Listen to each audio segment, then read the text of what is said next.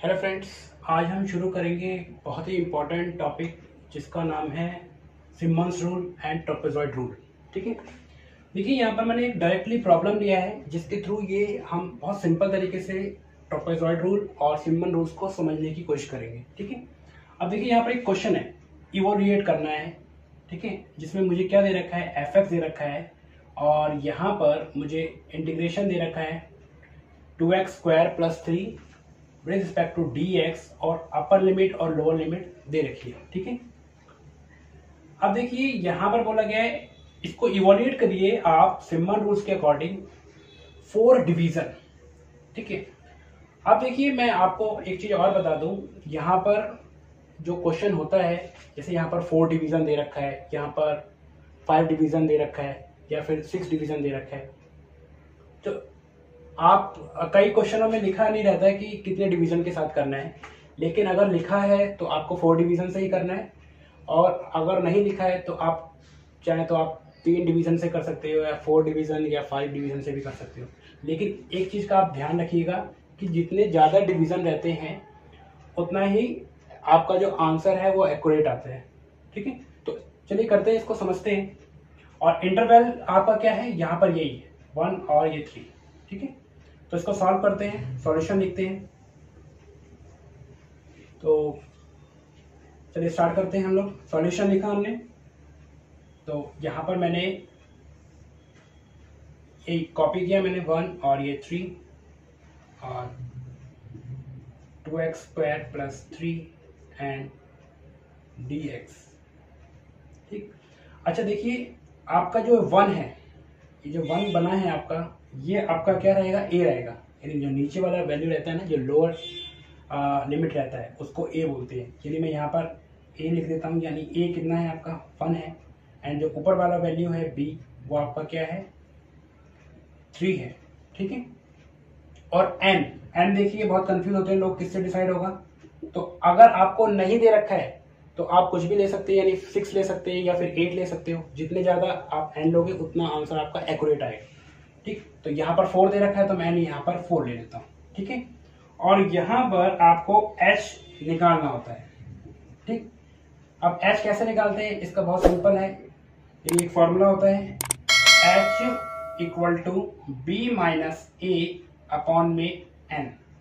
ठीक, अब देखिए इसको सॉल्व कर लेते हैं। h जो है मेरा कैसे निकलेगा, b क्या है आपका 3 है और a क्या है आपका 1 है और n क्या है आपका 4 है। यानी ये जो आया आपका 2/4 आया, यानी 1/2, जिसको आप 0.5 भी लिख सकते हो। यानी h जो है आपका यहाँ पर कहते हो गैप होता है। अब देखिए यहाँ पर हेयर, यहाँ पर एक इक्वेशन मैं लिख देता हूँ, xn - 1 = a प्लस में n - 1 h।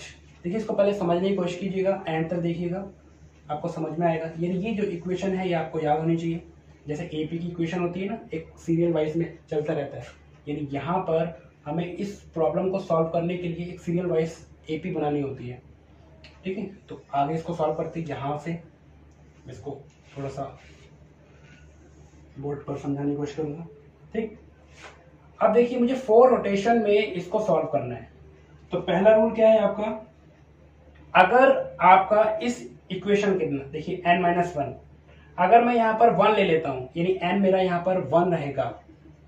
ठीक है, तो जो x होगा मेरा कितना आएगा, x मेरा 0 हो जाएगा। देखिए 1 - 1 x 0 हो जाएगा, और x 0 हो गया, यानी आप कह सकते हो डायरेक्टली इस इक्वेशन में डालने के बाद, अब देखिए n मेरा 1 था, यानी ये भी 0 हो गया टोटली। यानी यहाँ पर मैं लिख लेता हूँ, इसको सॉल्व करने से पहले मैं लिख लेता हूँ ताकि आपको याद रहे। यानी xn - 1 = a प्लस में n - 1 और ये h।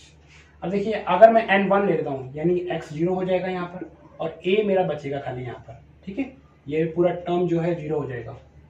उसी के साथ अगर मैं n2 लेता हूँ तो x जो है मेरा क्या होगा 1 होगा। ठीक है, यानी यहाँ पर, और यहाँ पर सीधा मैं इसको सॉल्व करूंगा तो मेरा क्या होगा, यहाँ पर भी a प्लस में h बचेगा। ठीक है, यानी n यहाँ पर मेरा 2 है, यानी 2 - 1 और फिर 1 बचेगा, या 1 मल्टीप्लाई हो जाएगा। तो ऐसे ही मैं डायरेक्टली कॉपी से लिख रहा हूँ, आपको समझ में आ गया होगा आई होप। एन अगर 3 रहता है तो मेरा क्या आएगा, x2 बचेगा और 2 के साथ यहाँ पर a प्लस 2h आएगा, और n अगर मेरा 4 रहेगा तो x मेरा 3 आएगा यहाँ पर, और यहाँ पर क्या रहेगा a प्लस में 3h, यानी ये चलता चला जा रहा है आपका, x आपका 4 रहेगा तो a प्लस 4h रहेगा। ठीक है, अब देखिए जो आपको बोला गया था वो यहाँ पर आ चुका है। ठीक है, यानी कितनी बोला गया था कि जो सिमन रूल्स है वो कहां तक लगाना है, 4 तक, इससे आगे वैल्यू नहीं डालनी है। 1 2 3 4 जीरो भी काउंट होता है इसमें, यानी 4 वैल्यू हो चुकी है, ये 4 डिवीजन हो चुके हैं। यहाँ पर a और h आप डाल देंगे, यानी a मेरा 1 है यहाँ पर और h मेरा मैंने निकाला था 0.5, तो यहाँ पर मैं लिख देता हूँ h मेरा कितना है 0.5। ठीक है, या फिर 1/2। तो डायरेक्टली मैं इसमें डाल देता हूँ और डायरेक्टली मैं क्या करता हूँ x की वैल्यू निकाल लेता हूँ। ठीक है, यहाँ पर x1 की और यहाँ पर डायरेक्टली मैं वैल्यू लिख देता हूँ, यानी इसकी वैल्यू क्या आई है आपकी 1 आई है, और x1 की वैल्यू क्या आई है आपकी 1.5 आई है, मैंने निकाल रखी है तो मैं डायरेक्ट लिख रहा हूँ यहाँ पर। ठीक है, एंड देन x की वैल्यू 2 है, जो कितनी आई है उसकी 2 कह सकते हो, एंड यहाँ पर कह सकते हो 2.5, एंड यहाँ पर 3। देखिए ये भी एक एपी की फॉर्म में ही जो है चलता चला जाएगा, यानी यहाँ पर हाफ ऑफ नंबर बढ़ता चला जा रहा है। ठीक है, ये भी आपको समझ में आ रहा होगा, यानी x0 मेरा 1 था, x1 मेरा क्या होगा 1.5, x2 यानी आप यहाँ पर x5 भी निकाल सकते हो, कितना होगा 3.5। ठीक है, तो ये तो चलता चला जाएगा, लेकिन हम लोग निकालना क्या है 4 डिवीजन तक निकालना है। अब देखिए आगे मुझे क्या करना है, बट आगे मुझे यहाँ पर बहुत सिंपल है, बट fx मेरा क्या है यहाँ पर ये, ठीक है ये है, तो मैं यहाँ लिख लेता हूँ 2x² प्लस 3। ठीक है, यानी मैं यहाँ पर अगर इसको y मान लेता हूँ तो यहाँ पर मैं लिख देता हूँ सीधा fx। अब fx को मैं यहाँ पर इसको मैं ड्रॉप कर देता हूँ, y मान लेता हूँ। ठीक, तो मैं यहाँ देखिए अगर मैं y0 लेता हूँ तो यहाँ पर fx क्या होगा मेरा 0 होगा, और अगर मैं यहाँ पर y1 लेता हूँ तो f क्या होगा x1 होगा मेरा। तो इस तरीके से मैं वैल्यू निकालूंगा और ये वैल्यू मैं पुट करता रहूंगा x के अंदर। ठीक है, जो x की वैल्यू निकली है मेरी। ठीक, यानी इस फॉर्मेट के साथ मैं वैल्यू पुट करता रहूंगा। अब देखिए x मेरा 0 है तो मैं x की वैल्यू में 0 डालूंगा, सॉरी x की वैल्यू जो है 0 क्या है 1 है, तो मैं 1 डालूंगा यहाँ पर। आई होप ये चीज समझ में आ रही होगी कि जो x0 है मेरा क्या है यहाँ पर 1 है, यानी मैं लिख देता हूँ x0 कितना है आपका 1 है, और x1 क्या है आपका 1.5 है, x2 आपका क्या है 2 है, x3 आपका क्या है 2.5 है, x4 क्या है आपका कह सकते हो 3 है। ठीक है, यानी ये वैल्यू जो है मैं इस फंक्शन के अंदर डालता रहूंगा। ठीक है, x0 मेरा x के अंदर डालूंगा, यानी ये, तो यहाँ पर मैं लिख देता हूँ 2 1 डाला स्क्वायर प्लस 3, तो कितना आ जाएगा आपका ये आ जाएगा आपका 5। ठीक है, ऐसे ही y1 डालूंगा तो मैं डायरेक्टली लिख देता हूँ यहाँ पर वैल्यू ताकि आपको कंफ्यूजन ना रहे, यानी यहाँ पर आया आपका 7.5, एंड थर्ड जो है आपका y2 जो है आपका कितना आया, ये आया आपका 11, एंड y3 यानी fx3 आपका कितना आया यहाँ पर 15.5। ठीक, एंड y4 तक ही हमारा y4 तक ही निकालेंगे।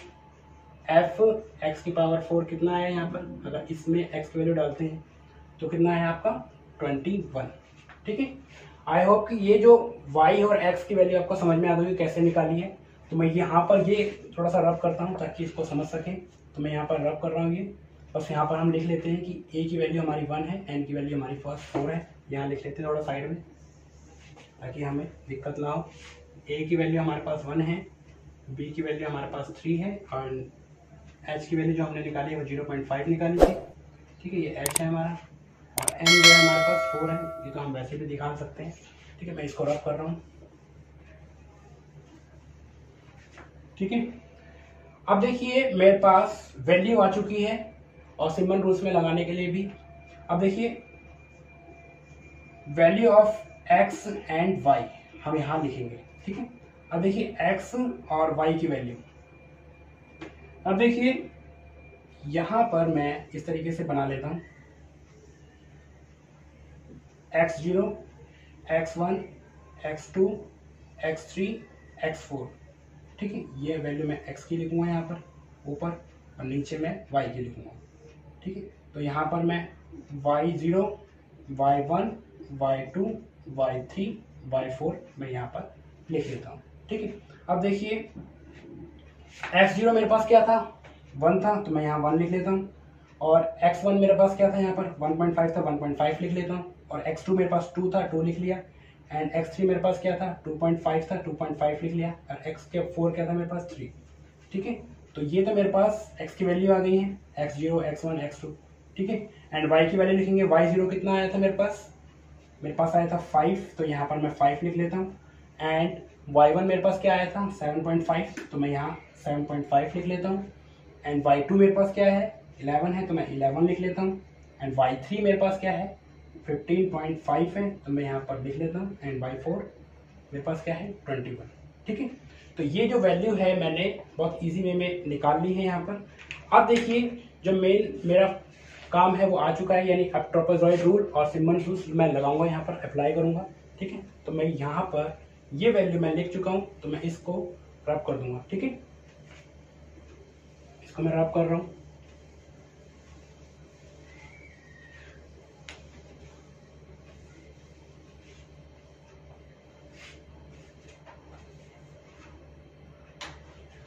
अब देखिए ट्रापेजॉइड रूल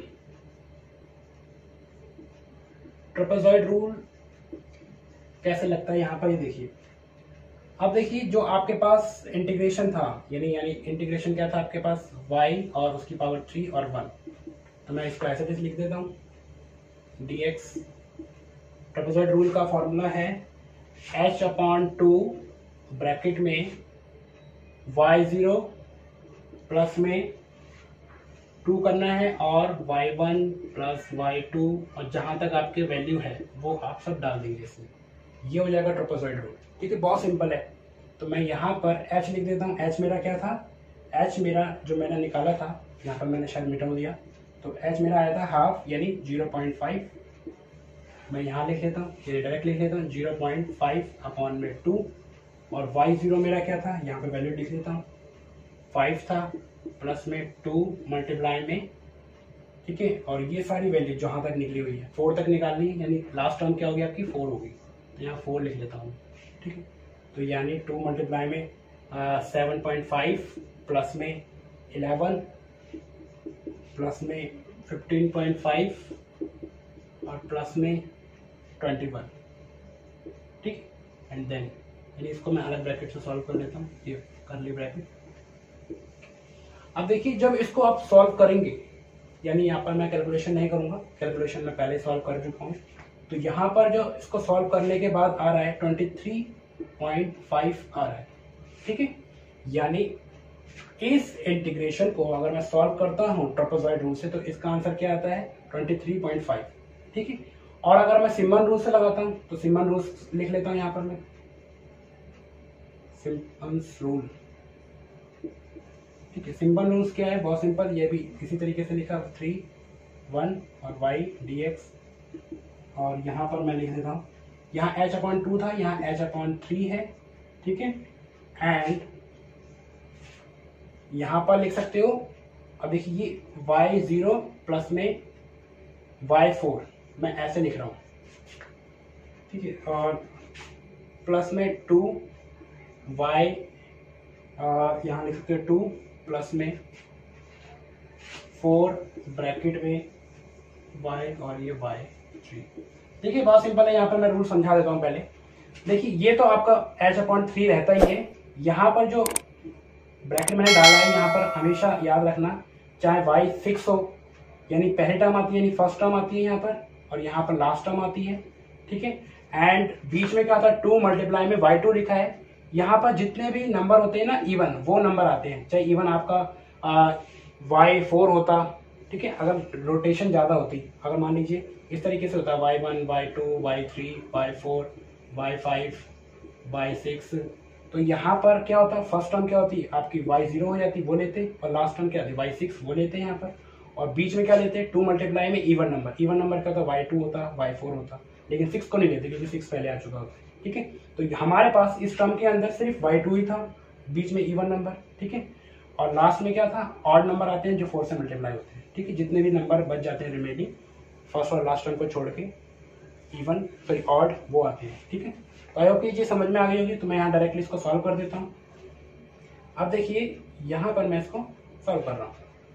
एच क्या है मेरे पास 0.5/3 है, और y0 क्या है मेरे पास, y0 है मेरे पास 5, प्लस में y4 क्या है मेरे पास 21 है, और 2 मल्टीप्लाई में y2 है मेरे पास, y2 है मेरे पास 11 एंड प्लस 4, और यहाँ पर ये टर्म है y1 मेरे पास है 7.5, और प्लस में y3 मेरे पास है 15.5, ठीक है।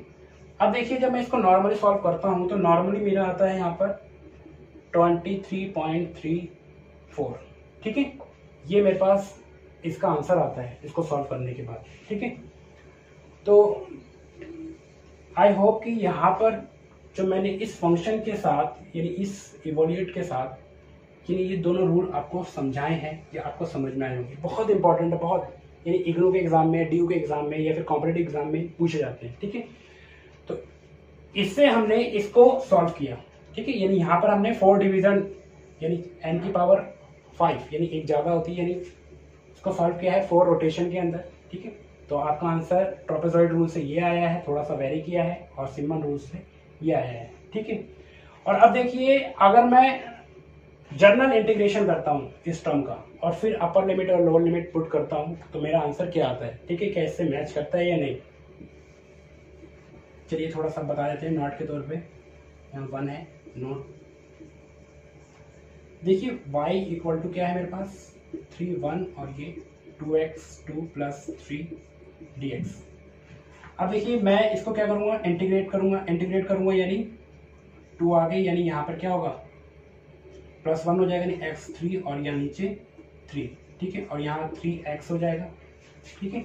और ये इसको अपर लिमिट और लोअर लिमिट, यानी ये टर्म इसमें चली जाएगी फिर माइनस हो जाएगी इस टर्म से।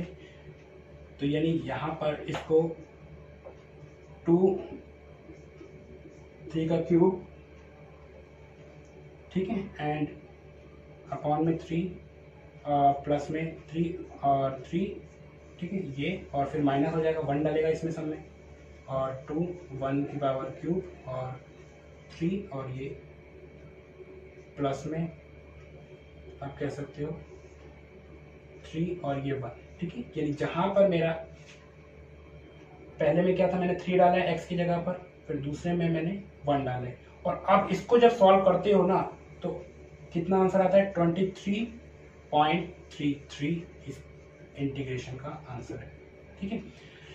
लेकिन देखिए यहाँ पर इसका आंसर ये है और ट्रापेजॉइड रूल से ये आ रहा है और सिमन रूल से ये आ रहा है, यानी आंसर ये भी आपका सही है। लेकिन आप जितने ज़्यादा नोटेशन रहोगे यानी जितने ज़्यादा डिवीजन लोगे उतना आंसर आपका एक्यूरेट आने की कोशिश करता है, ठीक है। यानी आपका ये एक्यूरेट आंसर है और यहाँ से थोड़ा सा वेरी कर रहा है, ठीक है। तो आई होप की चीज़ समझ में आई होगी कि रोटेशन से क्या फ़र्क पड़ता है। रोटेशन से फ़र्क पड़ता है कि जितने ज़्यादा रोटेशन उतने ज़्यादा आपका सिंपल में आंसर आएगा, यानी उतना ही एक्यूरेट आपका आंसर होगा, ठीक है। तो इसी के साथ जो है मैं ये लेक्चर नंबर जो है कंप्लीट करता हूँ, ताकि अब मैंने आपको बहुत सिंपल तरीके से समझाने की कोशिश की। इसके बाद भी अगर कोई चीज़ मैंने मिस की है या फिर कुछ छोड़ दिए या फिर आपको कोई प्रॉब्लम है तो आप मुझसे डायरेक्ट कमेंट बॉक्स में मैसेज कर सकते हैं और इस प्रॉब्लम को पूछ सकते हैं, ठीक है। तो इसको मेहनत करिए, आपको समझ में आए होंगे, ठीक है। Thank you. लेबनिज थ्योरम, इसमें हम निकालेंगे nth derivative of the product of two function, ठीक है ना। तो उसको समझते हैं कि ये लेबनिज थ्योरम क्या है। अब देखिए लेबनिज थ्योरम क्या कहती है, इसको पहले वर्किंग रूल समझते हैं, उसके बाद एक क्वेश्चन करेंगे और उसको बाद समझेंगे कि लेबनिज थ्योरम क्या है। देखिए लेबनिज थ्योरम क्या कहती है कि अगर हमें 2 नंबर हैं और 2 नंबर का nth डेरिवेटिव, ठीक है, यानी लेबनिज थ्योरम क्या कहती है, अगर एक नंबर है, जैसे सपोज कीजिए 2 नंबर है हमारे पास और उनका nth डेरिवेटिव प्रोडक्ट क्या होगा, ठीक है। अब जैसे यहाँ पर पहला पॉइंट मैंने बताया है कि u एंड v 2 नंबर हैं, ठीक है, जिनका फंक्शन क्या है ऑफ x है, और यहाँ पर ये मैंने दे रखा है लेबनिज थ्योरम, जिसमें डी एन क्या है ये, ठीक है, डेरिवेटिव है किसके रिस्पेक्ट में, डी एक्स के रिस्पेक्ट में, और यहाँ पर यू है एंड वी है, ठीक है। यहाँ पर दो फंक्शन है, ठीक है, ये आप कह सकते हो, और जिसका किसके रिस्पेक्ट में है, एक्स के रिस्पेक्ट में, ठीक है। तो U N V plus N C one U N N minus one V one plus, इस तरीके से ये नंबर चल रहा है, आप जैसे देख सकते हैं, ठीक है। तो ये और ये, तो इसको समझते हैं कि ये लेबनिज़ थ्योरम क्या है क्वेश्चन के फॉर्मेट में। लेबनिज़ थ्योरम को समझने के लिए कुछ चीज़ें हैं वो समझ लेते हैं पहले, ठीक है। उसके बाद इस फॉर्मूले की दोबारा से बात करेंगे कि ये लेबनिज़ थ्योरम क्या है। अब देखिए, लेबनिज़ थ्योरम को समझने से पहले थोड़ा सा हम लोग कॉम्बिनेशन और डेरिवेटिव के बारे में समझ लेते हैं। जैसे मान लीजिए 5 कॉम्बिनेशन 2, तो अगर मुझे इसको सॉल्व करना है तो मैं कैसे सॉल्व करूंगा, 5 फैक्टोरियल ऊपर लिखा रहेगा एंड देन इसको फैक्टोरियल बोलते हैं, एंड देन इसमें से ये माइनस हो जाएगा 5 माइनस 2, ठीक है, फैक्टोरियल एंड 2 फैक्टोरियल। इसको सॉल्व करेंगे तो क्या आएगा, 5 into 4 into 2 into 3 into 2 into 1, ठीक। उसके बाद 5 माइनस 2 कितना होगा हमारा, 3 होगा, 3 फैक्टोरियल, एंड ये 2 फैक्टोरियल है। देखिए, इस फैक्टोरियल को खोलते कैसे, ये भी चीज़ ध्यान रखना कि ये तो मेरा पता लग गया 5 4 3 2 एंड 1, ठीक। इसको कैसे खोलेंगे, 3 2 1, यानी जब तक 1 नहीं आ जाता है तो रिवर्स तक चलते हैं हम लोग। अब जैसे ये है तो 2 इंटू में 1, यानी इसको 2 इंटू 1 ही लिख सकते थे। अब कटिंग कर सकते हैं हम लोग, ये और ये कटिंग हो गई इससे, ठीक है। 3 से ये 3 कट गया एंड देन 2, तो कितना आ गया, 5 एंड 2 है, यानी 5 2 10, ठीक। अगर ये मान लो n की फॉर्मेट में हो, ठीक है, जैसे n है और आप कह सकते हो कॉम्बिनेशन r है, तो इसको कैसे लिखेंगे, n फैक्टोरियल माइनस अपॉन में n माइनस r फैक्टोरियल और ये r फैक्टोरियल, ठीक है।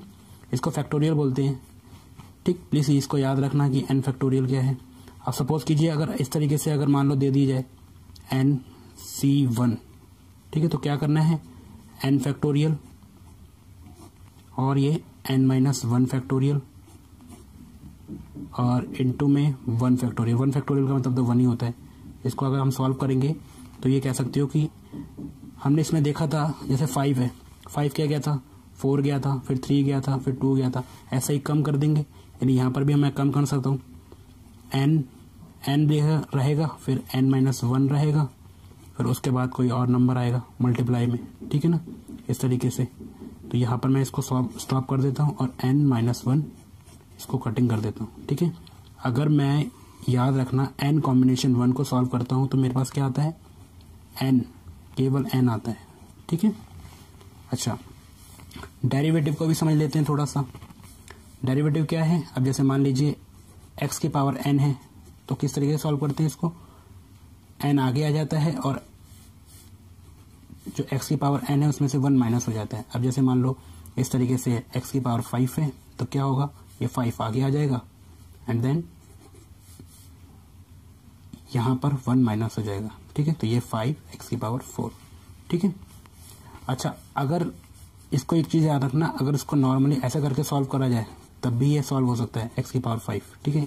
ये एग्जैक्ट सिंबल है, ये तो मैंने डायरेक्ट कर दिया था, ये एग्जैक्ट सिंबल के साथ सॉल्व करेंगे तो 5x की पावर 4, ठीक, इस तरीके से।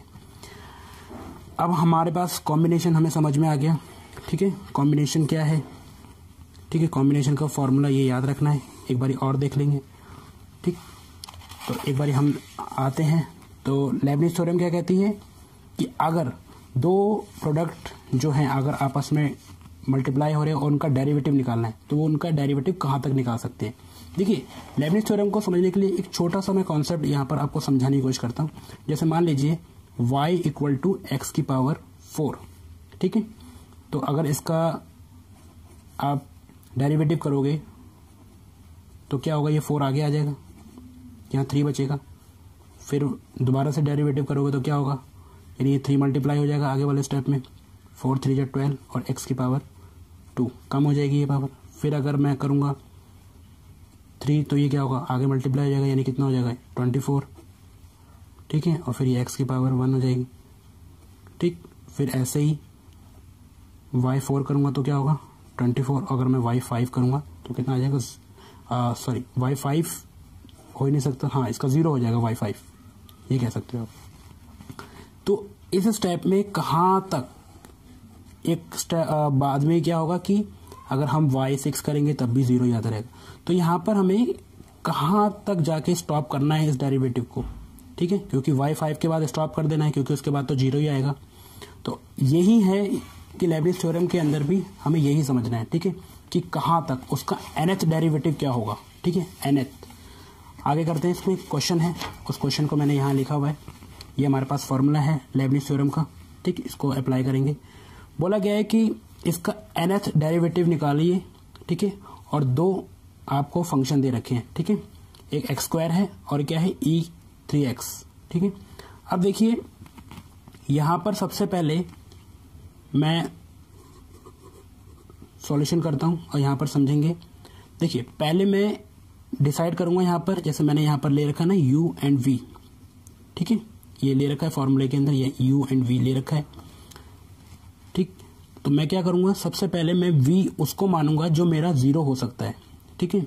अब देखिए एक टाइम आएगा कि जो x है, अगर x को डेरिवेटिव करते रहेंगे तो एक टाइम आएगा x आएगा, फिर 1 आएगा, और फिर एक टाइम क्या होगा 0 हो जाएगा। तो मैं यहाँ पर v किसे लेता हूँ, v मैं ले लेता हूँ x² को, ठीक है, ये चीज ध्यान रखना, v मैं इसे ले रहा हूँ और u मैं इसको ले रहा हूँ, ठीक। तो मैं यहाँ पर लिख देता हूँ कि मैं u किसे ले रहा हूँ, e की पावर 3x को ले रहा हूँ, ठीक। अब देखिए अगर मैं v1 डेरिवेटिव करूं, एक बार डेरिवेटिव करूं तो कितना आएगा 2x, एक बार और डेरिवेटिव करूं तो कितना आएगा सिर्फ 2, और अगर मैं v की पावर 3 में डेरिवेटिव कर दूं तो कितना हो जाएगा 0, ठीक है। यानी ये क्या हो गया 1 2 3 4 स्टेप में, चौथी बारी में क्या हो गया 0 हो गया, यानी तीसरी डेरिवेटिव करते ही 0 हो गया ये, ठीक है। अगर इसमें मैं डेरिवेटिव करूं तो क्या होगा u1। अब देखिए एक चीज बहुत सिंपली ध्यान रखना है कि e की पावर 3x है, इसका अगर मैं डेरिवेटिव करता हूं ना तो जो x के साथ वाला नंबर है वो हमेशा मल्टीप्लाई होगा, e आगे आ जाएगा और e3x होगा, ठीक है, y1। तो मैं यहां पर अगर u1 किया है तो क्या होगा 3 बाहर आ जाएगा और e3x एज इट इज। फिर अगर मैं करूंगा u2 तो क्या होगा, एक 3 और बाहर आ जाएगा, यानी 3 और एक 3 दो 3 होगा यहाँ पर मल्टीप्लाई में e3x, ठीक है। और अगर मैं ऐसा हो कि एक लास्ट नंबर करूं, जैसे n-1 करूं मैं, ठीक है, तो क्या होगा जो 3 है वो बाहर आएगा एक बारी फिर से, यानी किस फॉर्म में आएगा, आप कह सकते हो यहाँ पर जो बाहर आएगा 3n-1, ठीक, और ये e3x, ठीक है। और अगर मैं u की पावर n तक डेरिवेटिव करूं तो यहां पर जो आपको ये 3 दिख रहा है कितने टाइम तक बाहर आ जाएगा 3 की पावर n, ठीक है, और e3x, ठीक है। अगर मैं लास्ट डेरिवेटिव देखूं तो यही होगा इसका, देख लीजिए बहुत सिंपल है, यहां पर लास्ट डेरिवेटिव 0 था, यहां पर क्या होगा 3n, क्योंकि देखो हर स्टेप में देखो u1 में 3 बाहर आ गया, u2 में 2 3 बाहर आ गए, और n-1 में यानी लास्ट नंबर से एक नंबर पहले तो क्या होगा, देखिए लास्ट नंबर ये होगा 3n, यानी मल्टीपल 3 जो है बाहर आएंगे, जिसको मैं 3 की पावर n लिख सकता हूँ e3x, और u की पावर n-1 में क्या होगा कि एक नंबर सब्ट्रैक्ट कर देंगे, ठीक है। तो ये इस फॉर्मेट में लिख देंगे हम लोग, ठीक है। अब क्या करेंगे यहां पर बाय अप्लाइंग लेibniz थ्योरम को हम लोग अप्लाई कर देंगे, ठीक। अब देखिए जैसे ही मैंने लेibniz थ्योरम को अप्लाई किया, यहां मैं इस लेibniz थ्योरम को मैं यहां लिख भी लेता हूं, एक बार कॉपी कर लेता हूं इसको बताने के लिए, dn u and v equal to u and v plus nc1 un-1 v1 plus nc2 un-2 v2 dash dash dash plus ncn uvn। अब देखिए यहां पर अब यू एन क्या है मेरे पास, अब देखिए यू एन का मतलब है कि लास्ट डेरिवेटिव, यू एन का मतलब ये, देखिए जिसको मैंने यू माना है, लास्ट डेरिवेटिव मेरे पास क्या है, ये है, ठीक है। तो मैं यहाँ पर इसको ये लिख दूंगा 3NE3x, ठीक है, मल्टीप्लाई, ठीक है, डॉट v क्या है मेरा, सिंपल v जो है मेरा क्या है, x का स्क्वायर, ठीक है, प्लस अब देखिए यहाँ पर ये कॉम्बिनेशन है, ठीक है, इस कॉम्बिनेशन को मुझे सॉल्व करना है। तो देखिए बहुत सिंपल है, मैं यहाँ पर इस कॉम्बिनेशन को सॉल्व कर देता हूँ। हमने फार्मूला पढ़ा था कि NCR, अगर इसको सॉल्व करते हैं तो क्या होता है, n फैक्टोरियल अपॉन में n माइनस r का माइनस और उसका होल फैक्टोरियल और r फैक्टोरियल, ठीक है। तो यहाँ पर क्या है मेरा, ये है NC1 है, तो मैं क्या करूँगा NC1 के लिए n फैक्टोरियल अपॉन में n माइनस 1 का फैक्टोरियल, और 1 का फैक्टोरियल कुछ होता ही नहीं है तो मैं 1 ही लिख देता हूँ यहाँ पर नॉर्मली, ठीक है, उसको लिखने की जरूरत नहीं है 1। तो यहाँ पर अगर इसको मैं सॉल्व करूँगा तो क्या होगा, n फैक्टोरियल, देखिए अगर मैं इसको सॉल्व करूँगा तो अब जैसे मेरे पास अगर मैं 5 का फैक्टोरियल था मेरे पास, तो मैं क्या करता था 5 इंटू 4 इंटू 3 इंटू 2 इंटू 1, यानी छोटे क्रम में जाता था। ऐसे ही मैं इसमें भी जाऊँगा, n फैक्टोरियल है, मल्टीप्लाई में n माइनस 1 आएगा, एक टाइम आएगा फैक्टोरियल, फिर उसके बाद कुछ और आएगा, तो मैं सीधा डायरेक्टली यहाँ पर इसको काट देता हूँ, ठीक है, इस चीज़ को। तो यहाँ पर मैंने इसको सॉल्व किया तो डायरेक्टली मैं लिख देता हूँ n, ठीक है, और देखिए यू एन माइनस 1 क्या था मेरा, ये, ठीक है, तो क्या है ये, मल्टीप्लाई में 3n माइनस 1 E3x, ठीक, और v1 क्या है मेरा, देखिए ये 2x, ठीक है ना। तो ये हमने सॉल्व कर लिया, ये हमने सॉल्व कर लिया, उसके बाद प्लस, अब इसको सॉल्व करेंगे। अब देखिए इसको सॉल्व कैसे करेंगे, यहाँ पर इसको थोड़ा सा सॉल्व कर लेते हैं कॉम्बिनेशन को, NC2, देखिए इसको सॉल्व करेंगे तो क्या होगा, n फैक्टोरियल अपॉन में n माइनस 2 फैक्टोरियल और 2 का फैक्टोरियल। अब देखिए इसको मैं सॉल्व कैसे करूँगा, n मल्टीप्लाई में n माइनस 1 मल्टीप्लाई में n माइनस 2, देखिए कम होता चला जाएगा नंबर, अपॉन में n माइनस 2 और इंटू में 2, यही होगा 2 फैक्टोरियल का मतलब 2 ही होगा, 2 इंटू 1 तो लिखेंगे नहीं, इसको ये कट जाएगा इससे, ठीक है। तो यहाँ पर इस फैक्टोरियल में क्या था, n इंटू में n माइनस 1 अपॉन में 2। अब देखिए u, अब देखिए इसको सॉल्व करेंगे, ये जो हमारे पास आया है un माइनस 2, अब आप बहुत सिंपल ही कह सकते हो un माइनस 2 क्या होगा आपका, डायरेक्टली यहाँ पर 2 माइनस हो जाएगा, ठीक है, यानी वो नंबर जो लास्ट के सेकंड डिजिट हो, ठीक है। तो इसको ये कह सकते हो 3n माइनस 2 E3x, ठीक है, एंड देन v2 कितना है आपका, v2 यहाँ पर 2 है, ठीक है, ये 2 से ये 2 कट भी जाएगा आपका, प्लस, ठीक है। आगे सॉल्व करेंगे, अब देखिए आगे मैं सॉल्व करूँगा तो किस तरीके से करूँगा, अब देखिए जैसे ये नंबर चला आ रहा है आपका NC1 NC2, तो यहाँ क्या आएगा नंबर, NC3 आएगा, ठीक है, और यहाँ पर क्या आएगा UN माइनस 3 आएगा, और मल्टीप्लाई में V3 आएगा, ठीक है।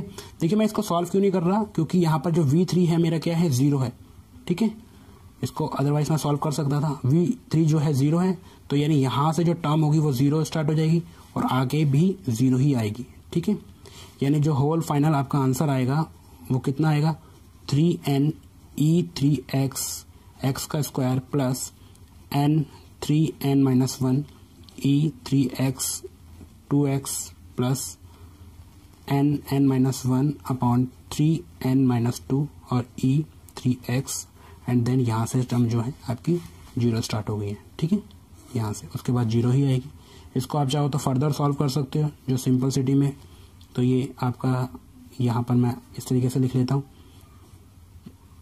x स्क्वायर और E3x और मल्टीप्लाई में 3n, इसको पहले लिख लिया, एक्सचेंज कर दिया, यहाँ पर भी मैं थोड़ा सा 2xn और 3n माइनस 1 और E3x plus and then n-1 और 3n-2 और e3x एंड देन उसके बाद तो 0 ही आता रहेगा। ठीक है, तो आई होप कि जो ये कॉन्सेप्ट है, जो ये क्वेश्चन है, मैंने जो समझाया है ये समझ में आया होगा और इसी के साथ जो है लेबनिज थ्योरम जो है आपको क्लियर हुई होगी। ठीक है, तो ये लेबनिज थ्योरम है, बहुत इंपॉर्टेंट थ्योरम है।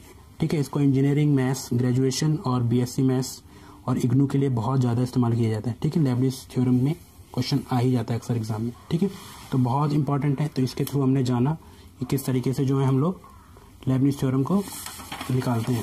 ठीक है, तो ये फार्मूला याद होना चाहिए और ये याद नहीं है तो याद कर लीजिए, जिसके थ्रू आपको इजी वे में रहेगा। ठीक है, बहुत सिंपल है। un, ठीक है, फिर उसको un-1 एंड un-2 इस तरीके से चलता रहता है। एक टाइम आता है कि u बच जाता है खाली, फिर v1 v2 और यहाँ सेकंड से स्टार्ट होता है nc1 nc2। ठीक है, तो बहुत सिंपल वे में हमने इस क्वेश्चन को करा। आई होप समझ में आया आपको। इसी के साथ ये लेक्चर खत्म करते हैं। ठीक है, नेक्स्ट क्लास में कुछ और क्वेश्चंस के साथ मिलते हैं। ठीक है, thank you. Question for Lebanese theorem. ठीक है, यहाँ पर हम क्वेश्चन देखेंगे लेबनिज थ्योरम के ऊपर कि क्या क्वेश्चन है। ठीक, तो आगे बढ़ते हैं। तो फर्स्ट ऑफ ऑल हमारे पास एक क्वेश्चन है जो ले लेते हैं कि लेबनिज थ्योरम क्या है। ठीक, इससे पहले मैंने लेबनिज थ्योरम पे थ्योरम और क्वेश्चंस या कॉन्सेप्ट समझा दिया था। इसमें हम बात करेंगे सिर्फ क्वेश्चंस के। ठीक है, तो हमारे पास एक y है। ठीक, यहाँ पर दो प्रोडक्ट में x² है एंड देन sin x है और बोला गया then find y nth derivative, यानी इसका nth डेरिवेटिव क्या होगा, यानी इन दोनों का। ठीक, यहाँ पर मैं एक डिजिट को मैं क्या ले लेता हूँ, u ले लेता हूँ एंड देन दूसरे डिजिट को क्या ले लेता हूँ, v ले लेता हूँ। ठीक है, अब देखिए मैं v उसको लूँगा जिसका डेरिवेटिव 0 आ सकता है। ठीक, तो मैं यहाँ पर v इसे ले लेता हूँ, v इक्वल टू x का स्क्वायर एंड देन u इसे ले लेता हूँ जिसका डेरिवेटिव 0 नहीं हो सकता, u equal to sine x। ठीक, अब देखिए इसका अगर मैं डेरिवेटिव करता हूँ तो क्या होगा, v1 इक्वल टू जो वैल्यू स्क्वायर में है यानी जो वैल्यू पावर में है वो आगे आ जाएगी और इसमें से 1 सब्ट्रैक्ट हो जाएगा यानी पावर 1 बचेगी। ठीक, फिर एक बार और मैं डेरिवेटिव करूँगा। ठीक है, v2 कर लेता हूँ या फिर इसको ऐसे भी लिख लेता हूँ v2, तो क्या होगा यहाँ पर केवल और केवल 2 रह जाएगा एंड v3 में 0 हो जाएगा। ठीक है, और उसके बाद कितना भी हम करते रहेंगे, चाहे b4 करें या b5 करें, ये सब किसके इक्वल रहेगा, 0 के इक्वल। ठीक है, यानी ये जो है इस तरीके से चला आया डेरिवेटिव। ठीक है, यानी 1 2 3 तीसरे स्टेप पे क्या हुआ, जो हमारा x² की टर्म थी 0 हो गई डेरिवेटिव में। अब यहाँ देखते हैं, अब देखिए इसमें अगर मैं u1 डेरिवेटिव करता हूँ तो क्या होगा, साइन का क्या हो जाता है, कॉस हो जाता है, कॉस x। ठीक है, और कॉस x को मैं इस फॉर्म में लिख सकता हूँ कि sine pi upon 2 plus x। ठीक है, यानी इस फॉर्म में लिख सकता हूँ, यानी हमेशा ऐड होगा पाई अपॉन में 2। तो यानी ये u1 का डिफ्रेंशिएशन हो गया। ठीक, यानी किसके रिस्पेक्ट में, साइन के। अगर साइन का डिफ्रेंशिएट करूँगा तो क्या लिख सकता हूँ, कॉस, और कॉस को मैं क्या लिख सकता हूँ, ये sine pi upon 2 plus x।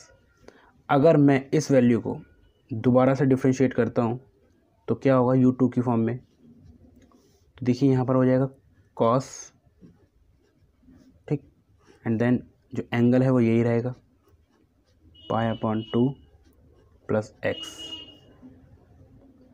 ठीक, अब देखिए इसमें मैं चेंज कर सकता हूँ तो ये क्या होगा, साइन की फॉर्म में मैं दोबारा चेंज कर लूँगा तो साइन, देन यहाँ पर एक पाई और जुड़ जाएगा, पाई/2 जोड़ दिया और ये वाला एक्स्ट्रा लिख दिया मैंने यहाँ पर। ठीक, तो चाहे मैं इसको ऐसे भी लिख सकता हूँ 2 पाई अपॉन 2 प्लस में एक्स, या फिर इसको मैं इस तरीके से भी लिख सकता हूँ, साइन, ठीक है, ये 2 से 2 कट जाएगा यानी पाई प्लस में एक्स। ठीक, अब देखिए मैंने u का डेरिवेटिव किया तो u1 आया, ठीक है, और u2 का डेरिवेटिव किया तो ये आया, या फिर इसको ये भी लिख सकते हैं। अगर मैं फिर से u3 का डेरिवेटिव करता हूँ, ठीक है, इस फॉर्मेट में, तो क्या होगा कि क्या हो जाएगा कॉस, ठीक, और कॉस एंड देन यहाँ पर जो एंगल है वो बिल्कुल ऐसे ही रहेगा, ठीक है। और फिर से क्या कर लेंगे हम, जब इसको चेंज करेंगे तो ये आ जाएगा आपका साइन के फॉर्मेट में फिर से, यानी यहाँ पर फिर पाई/2 ऐड हो जाएगा अलग से, एंड देन ये पूरा एंगल, या फिर इसकी जगह ये भी लिख सकते हो, तो मैं यही लिख लेता हूँ फिलहाल 2π/2 प्लस में एक्स। तो जब चेंज करके लिखा तो क्या आ गया आपका साइन, देखिए 3π/2 प्लस में एक्स। ठीक, तो यहाँ पर हमें देखने वाली बात ये है, अगर u1 है हमारे पास तो यहाँ पर क्या है आपका 1, u2 है आपके पास तो यहाँ पर क्या है 2, ठीक है। यहाँ अगर u3 है तो यहाँ पर क्या है पाई के साथ में 3, और ऐसे ही अगर मैं un निकाल लूँ, ठीक है, तो क्या होगा साइन, डायरेक्टली मैं यहाँ पर n π/2 लिख सकता हूँ प्लस में x, ठीक। अगर मैं चाहूँ तो un-1 भी लिख सकता हूँ, जिसका डेरिवेटिव होगा क्या होगा साइन, और यहाँ पर केवल मेरे को क्या लिखना होगा n-1 ब्रैकेट में π/2 प्लस x। मैं चाहूँ तो un-2 भी निकाल सकता हूँ, यानी लास्ट सेकंड टर्म भी निकाल सकता हूँ, साइन n-2 π/2 प्लस x।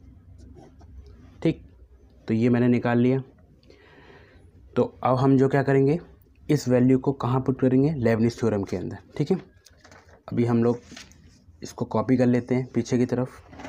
तो हमारे पास v1, यानी v क्या था हमारे पास, यहाँ लिख सकते हो x² है, एंड देन v1 क्या है 2x है, एंड v2 क्या है 2 है, एंड v3 क्या है आपका 0, ठीक है। और उसके बाद कोई भी वैल्यू ले लो आपका v5 या v6, वो 0 ही रहेगा सब, ठीक है।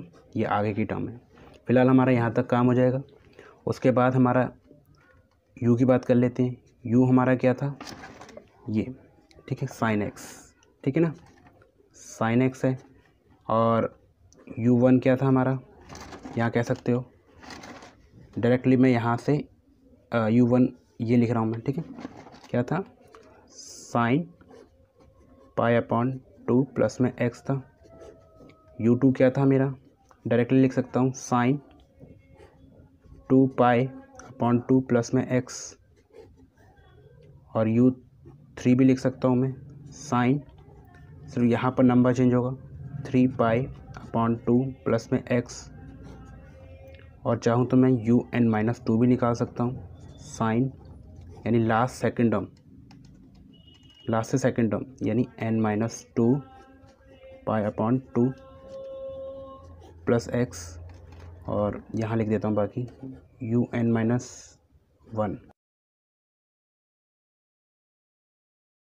तो यहाँ पर मैं लिख सकता हूँ n-1 π/2, और फिर n के फॉर्मेट में निकाल सकता हूँ साइन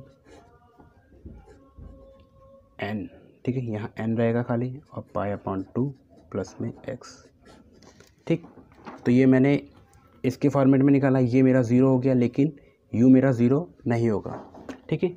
अब देखिए मैं डायरेक्टली लेबनिज़ थ्योरम को यहाँ पर अप्लाई करूँगा, ठीक है। और लेबनिज़ थ्योरम पहले हम लोग लिख लेते हैं कि क्या है, ठीक है।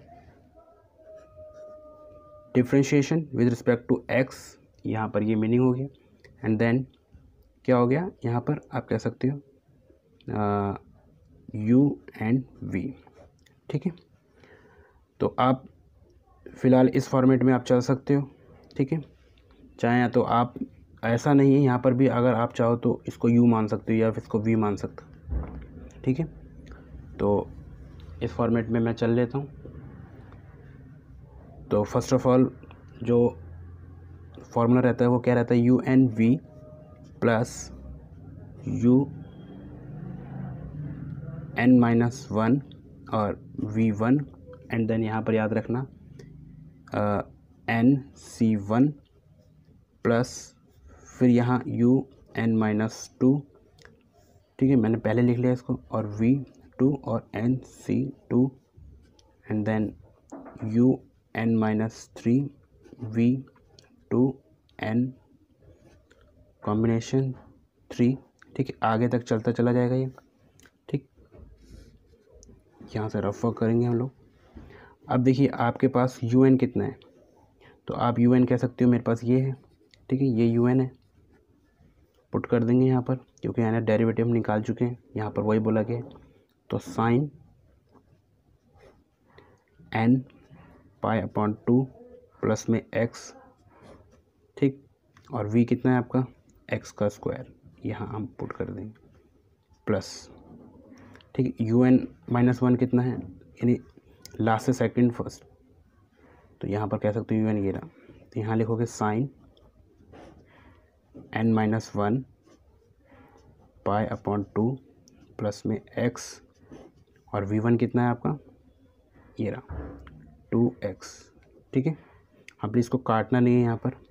अच्छा, अब यहाँ पर ये कॉम्बिनेशन, ठीक है, ये मैंने प्रीवियस लेक्चर में बता दिया था कि एन सी आर ये फार्मूला लगता है इसमें, तो n factorial upon n minus r factorial, और आर का फैक्टोरियल है। इसको जब हम सॉल्व करेंगे तो यहाँ इस तरीके से लिख लेंगे एन सी वन, तो यहाँ पर n factorial upon n minus one, और वन का फैक्टोरियल होता नहीं है, तो फिलहाल यहाँ पर जो बचता है वो एन बचता है, ठीक है, तो मैं यहाँ डायरेक्टली एन लिख लेता हूँ, ठीक है।